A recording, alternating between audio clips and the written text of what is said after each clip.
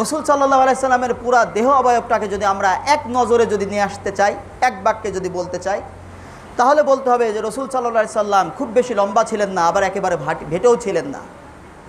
তিনার গায়ের রং ছিল লালচে ফর্সা ছিলেন, তবে তার লালচে ফর্সা হলেও সেটা ছিল অত্যাধিক উজ্জ্বল। রসুল সাল্লাল্লাহু আলাইহি সাল্লামের মাথা ছিল তার শরীরের সাথে সামঞ্জস্যপূর্ণ একটু বড়, মাথার চুল ছিল হালকা কুকরানো, মাথার চুল লম্বা ছিল, কখনো কখনো ছিল কান পর্যন্ত, কখনো ছিল ঘাড় পর্যন্ত, কখনো বা কাঁধ পর্যন্ত।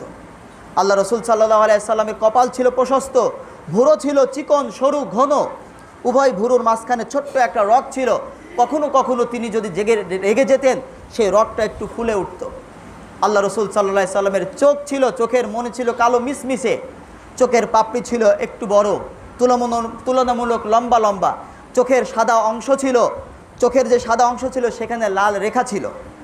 আল্লাহ রসুলের নাক ছিল লম্বা, যেন নাকের দিকে তাকালে মনে হতো কেমন যেন একটা নূর চমকাচ্ছে।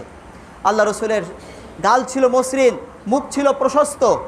রসুল সাল্লাল্লাহু আলাইহি সাল্লামের চেহারা ছিল একটু গোলের দিকে মাইল, একেবারে গোল নয়, গোলাকৃতি নয়, একটু গোল আকৃতির দিকে মাইল। আল্লাহ রসুল সাল্লাল্লাহু আলাইহি সাল্লামের দাঁত ছিল একটু ফাঁকা ফাঁকা, আবার একটা দাঁত আরেকটা দাঁতের সাথে মিশানোও নয়, আবার একেবারে খুব বেশি ফাঁকাও নয়, সামান্য ফাঁকা ছিল। সাহাবারা বলেন যে যখন তিনি হাসতেন মনে হতো ওই ফাঁকা অংশ দিয়ে নূর বের হয়ে আসছে, যখন তিনি কথা বলতেন মনে হতো ওই ফাঁকা অংশ দিয়ে নূর বের হয়ে আসছে। রসুলের দাড়ি ছিল অত্যাধিক ঘন, রসুলের ঘাড় ছিল অতি সুন্দর, যেন হাতির দাঁত দ্বারা কোনো শিল্পী অতি যত্নের সাথে নির্মাণ করেছে। রসুল সাল্লাল্লাহু আলাইহি সাল্লামের উভয় কাঁধ ছিল বেশ প্রশস্ত, এক কাঁধ থেকে আরেক কাঁধ ছিল বড়, উভয় কাঁধের মাঝখানে ছিল খতমে নবুয়ত। আল্লাহ রসুলের বুক ছিল বেশ প্রশস্ত, পেট এবং বুক উভয়টি ছিল সমান। রসুল সাল্লাল্লাহু আলাইহি সাল্লামের বুক থেকে নাভি পর্যন্ত ছিল পশমের সরু রেখা। আল্লাহ রসুলের বাহুগুলো ছিল খুব মজবুত। রসুল সাল্লাল্লাহু আলাইহি সাল্লামের হাতের তালু ছিল এবং পার তালু ছিল খুবই নরম।